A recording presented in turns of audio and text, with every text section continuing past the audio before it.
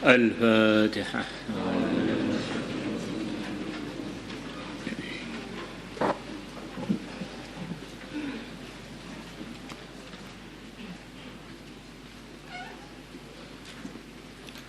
بسم الله الرحمن الرحيم.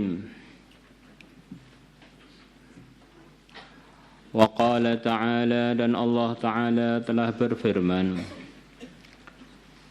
وَالَّذِينَ هُمْ لِفُرُوجِهِمْ حَافِظُونَ,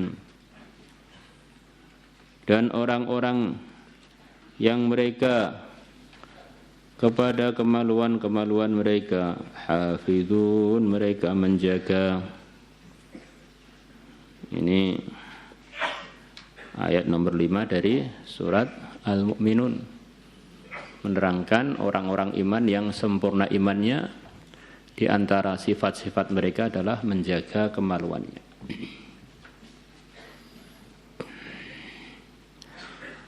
Maka tidak ada orang yang lebih sempurna imannya melebihi para anbiya.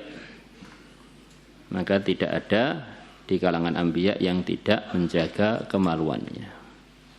Maka orang yang jadi pimpinan-pimpinan hidayah, yang tidak ada salahnya sama sekali, di antara sifat mereka adalah menjaga kemaluan.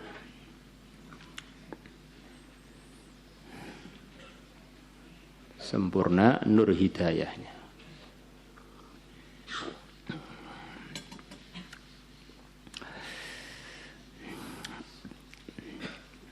Illa ala azwajihim, kecuali atas istri-istri mereka.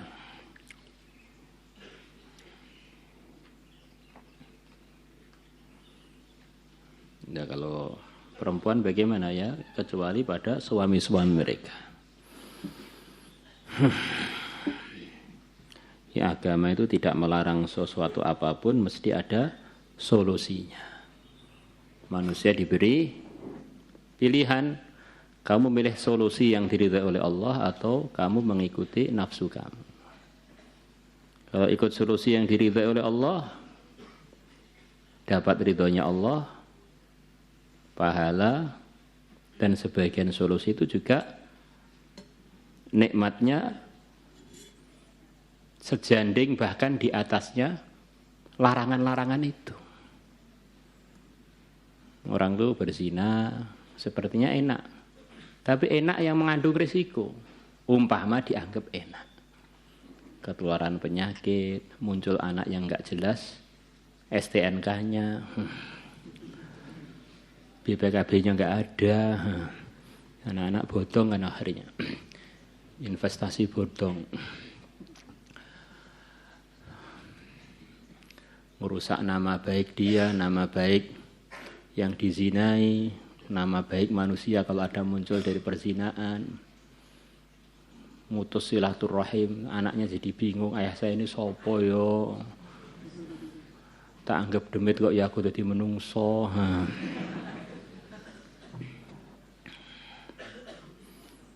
Larang riba, menghalalkan perdagangan. Melarang mandang yang tidak mahram, menghalalkan mandang pada istri, pada yang mahram. Di setiap ada larangan, ada solusi. Ikut nafsu apa ikut aturan yang benar. Karena nafsu ini secara umum menjerumuskan kita pada hal yang menghancurkan kita. Aw ma malakat aimanuhum, atau budak malakat aimanuhum yang kekuasaan mereka memilikinya, atau terjemah bebasnya aw ma malakat aimanuhum, atau hamba-hamba sahaya mereka. Fa innahum, maka sesungguhnya orang-orang yang telah menjaga farjinya kecuali kepada istri dan hamba sahayanya, ghairu malumin, bukanlah orang-orang yang dicela. Mereka sudah benar karena mereka ngambil solusi di tempat yang diridhai oleh Allah, menjauhi yang dilarang, menuju yang diridhai Allah.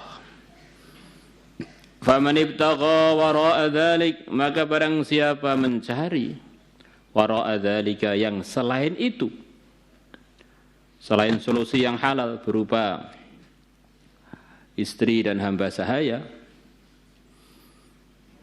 perempuan, faulaika, maka mereka orang yang cari solusi pada yang selain yang dibenarkan. Hum mereka al-adun, adalah orang-orang yang telah melampaui batas yang diridhai oleh Allah. Jadi setiap ada larangan ada solusi, dan solusi ada pahala, menerangkan hati, ada hidayah, jaminan surga, dan seterusnya. Orang itu kalau melanggar kemudian matinya su'ul khatimah. Jadi kalau orang taat kemudian tengah-tengah taat mati, walaupun itu ketemu istri, husnul khatimah namanya. Maka katanya sebagian ulama, kalau kamu ketemu istri, itu adalah bagian dari yang diridhai Allah. Maka malakul maut datang, nggak usah berhenti, teruskan aja. Bangun-bangun sudah masuk surga, istrinya lebih cantik. Ini seperti guyon, memang begitu itu. Kita sudah dalam kesuksesan kok. Kalau sudah dalam ridhonya Allah itu sudah dalam kesuksesan. Makan sudah sesuai dengan yang diridhai Allah, sudah dekat jalan yang benar. Makan dengan halal, pakai bismillah, pakai tangan kanan. Tengah-tengah makan, malakul maut datang, enggak usah berhenti, kamu itu dalam jalan surga. Man ata'ani dakhalal jannah. Dah, teruskan makan. Selesai dicabut nyawa, sudah makanannya ganti yang lebih enak lagi di surga sana. Ila qawlihi, sampai firman-Nya Allah, alladzina yarithunal firdaus. Orang-orang beriman yang bersifat yang mulia-mulia tadi, di antaranya bisa menjaga kemaluannya, mereka akan mewarisi surga firdaus. Dapat warisan surga firdaus dari Allah. Dapat pemberian surga firdaus dari Allah. Mewarisi maksudnya mendapatkan warisan, mendapatkan pemberian. Kamu rumahnya dari mana? Saya mewarisi dari ayah saya. Ya, maksudnya saya mendapatkannya dari ayah saya.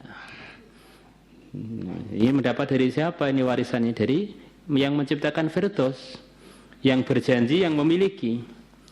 Kalau di dunia ini sepertinya memiliki warisan, ternyata warisannya mau ditinggal.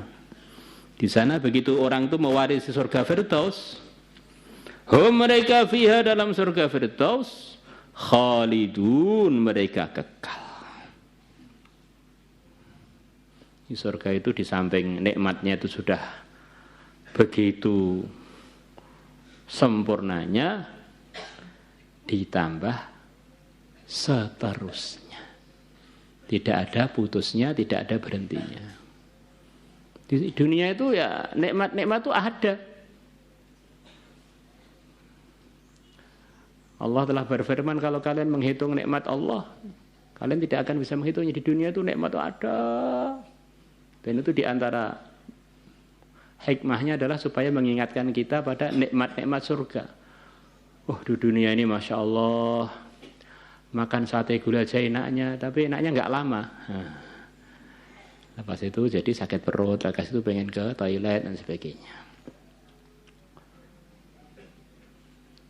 Wah, alangkah enaknya kalau enaknya ini berterusan, tidak ada putusnya. Itu ada itu di surga sana. Nanti selesai tahasus pengennya nikah aja. Lepas nikah ternyata pada menyesal, kenapa enggak sejak dulu saya menikah. Padahal nikmatnya juga hanya sebentar aja. Kalau pengen lama, nikmatnya nikah itu ya di surga. Ini kenikmatan-kenikmatan dunia ini bagi orang beriman sebetulnya iming-iming dari Allah supaya kita semangat untuk mendapatkan surga. Semoga kita ditolong oleh Allah untuk itu.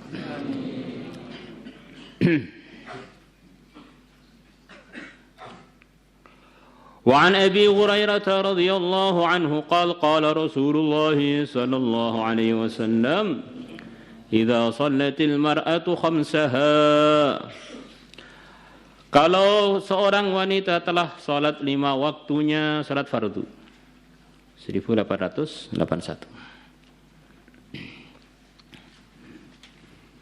Yang lainnya sudah kita baca kemarin.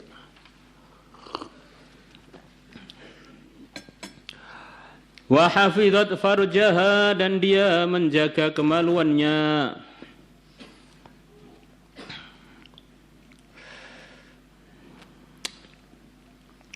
Kenapa yang disebutkan hanya sholat saja? Kata sebagian syarahnya, karena sholat itu adalah ibadah terpenting selepas iman. Yang ditanya pertama kali sholat. Kalau sholatnya dijaga, maknanya yang lain-lain, yang fardu-fardu juga dijaga, begitu. Wa ata'at zaujaha, dan dia mentaati suaminya. Salat 5 waktu, menjaga kemaluan dan taat pada suaminya.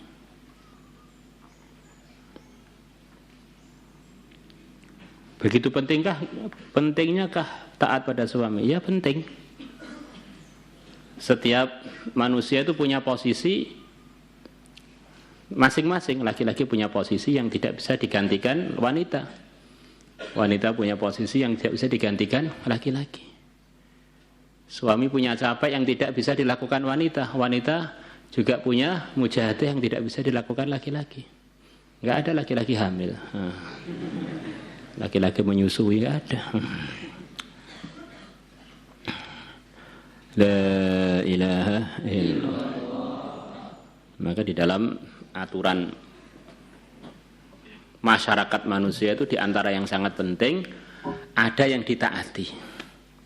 Di pondok ini kalau nggak ada yang ditaati ya buyar. Di kamar itu nggak ada yang ditaati buyar.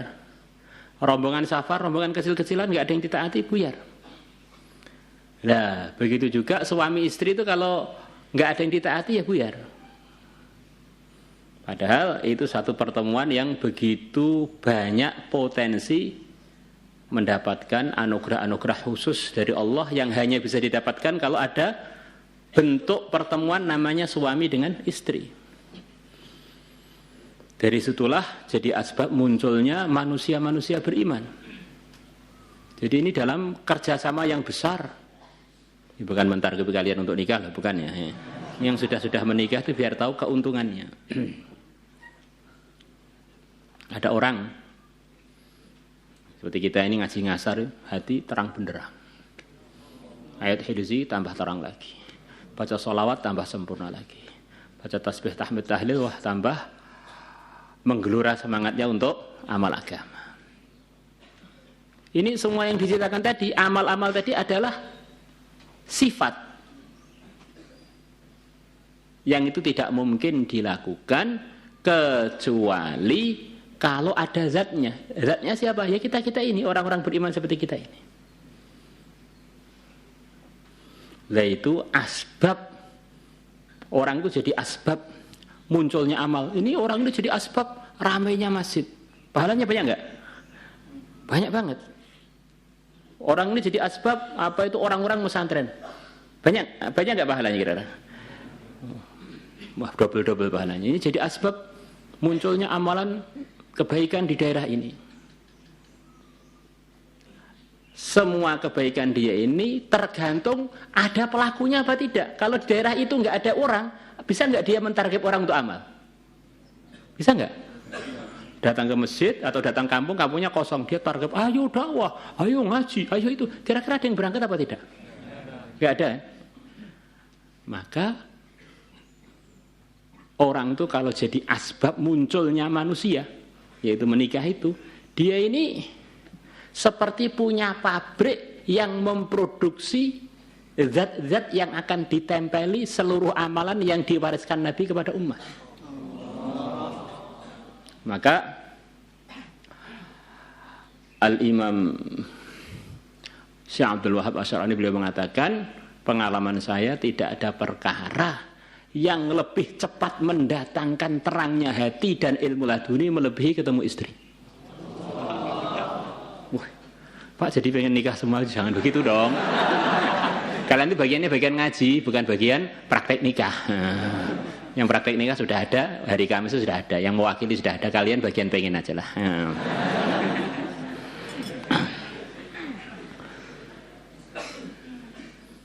Maka dalam hadis-hadis itu, kalau ada istri sedang di dapur, kemudian suaminya pengen pengen kepada dia, maka dia tidak boleh menunda. Ya, di dapur itu dah. Enggak usah ditunda-tunda. Karena ini pahala besar. Kok ditunda nanti investasinya jadi tertunda pahalanya.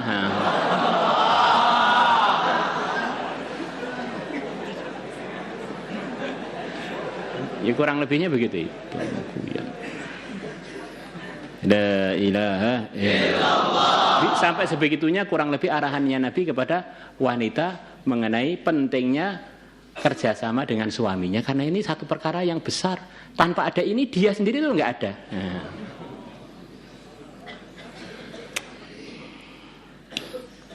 Dakhalat, maka wanita yang punya sifat tersebut akan masuk min ayyi abwabil jannati sya'at, dari pintu surga mana saja yang dia mau. Pintu surga itu ada pintu Ar-Rayyan untuk orang yang puasa. Ingat, orang yang puasa itu ketempelan sifat puasa. Paham nggak? Untuk orang yang zikir, orang yang zatnya ketempelan dengan sifat zikir. Untuk orang yang dakwah, untuk orang yang berjuang, yang ketempelan sifat dakwah di zatnya itu. Lah ini istri ini jadi asbab munculnya zat itu. Maka akhirnya dia boleh masuk, bahkan zahirnya hadis ini di antara mafhumnya dia boleh ngambil anugerah dari semua pintu yang isinya sifat-sifatnya zat tadi. Boleh ngambil anugerah dari Ar-Rayyan, boleh anugerah dari pintu sedekah, pintu zikir, pintu jihad, pintu dan sebagainya. Masya Allah kan? Nah, itu diantara maksudnya begitu itu. Karena itu semua zat-zat itu munculnya dari pernikahan itu, itu dari kerjasama antara suami istri itu. Maka kok istrinya ini sudah solikah, istri jadi solikah, taat kepada Allah dengan sholat 5 waktu, kemudian menjaga kemaluannya, dan kemudian taat kepada suaminya, tentu saja dalam hal-hal yang diridhai Allah, maka dia diberi anugerah bisa masuk dari semua pintunya surga yang dia mau. Masuk dari Ar-Rayyan, ngambil dari anugerah Ar-Rayyan. Mana dari ini anugerah ini? Boleh semua. Luar biasa. Maka jadi wanita itu untung. Di sini nggak disebutkan suruh khurut, nggak disebutkan suruh yang lain-lain. Wes taat pada suami sudah, masya Allah. Enak jadi wanita taat pada suami itu ya memang ada mujahadahnya. Tapi menurut saya lebih banyak enaknya.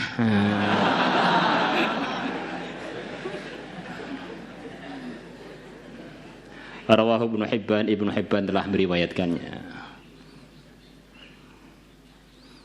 Jadi kalau kamu baca kewajibannya lelaki banyak, suruh berjihad, suruh ini didik istrinya dengan baik, suruh mikirkan anaknya, suruh mikirkan nafkahnya, banyak. Wanita sedikit, sholat 5 waktu, jaga kemaluan, taat suami, surga dari mana aja boleh masuk. Masya Allah.